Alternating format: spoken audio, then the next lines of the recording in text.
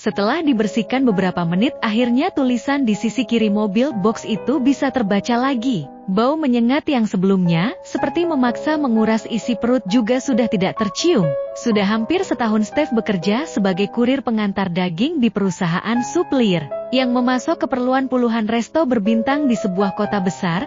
Baru kali ini, dia mengalami kejadian seperti itu. Agaknya dia sedikit beruntung, terlambat sedikit saja mungkin bukan hanya lumpur dan sayuran busuk yang dilemparkan ke mobilnya. Di perjalanan pulang, dia berpapasan dengan sejumlah orang yang mengenakan kostum binatang. Dikiranya sekelompok badut, siapa sangka jika orang-orang itu adalah sekelompok ekstremis vegan. Sepertinya kau mengalami hari yang buruk, sapa Jacob, atasannya. Entahlah, sekumpulan badut berkostum hewan tadi benar-benar parah.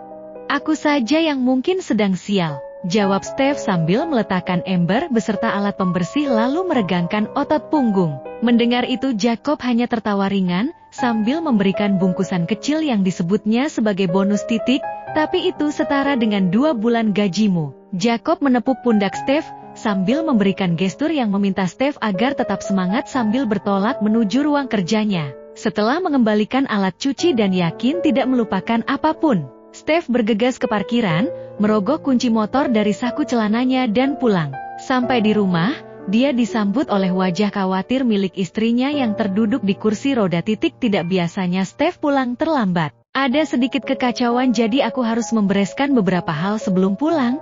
Tidak ada masalah jadi tidak perlu secemas itu. Steve mencubit pipi istrinya, mengatakan bahwa semuanya baik-baik saja. Tunggu sebentar, aku akan menyiapkan makan malam. Suasana hati Jacob sepertinya sedang bagus. Sebelum beranjak ke dapur, Steve memamerkan sebungkus daging yang tadi diterimanya. Hanya 500 gram dan itu setara dengan 2 bulan gajinya. Steve tidak yakin harus merasa senang, atau justru sebaliknya. Baru kali ini, dia memasak daging dengan begitu antusias.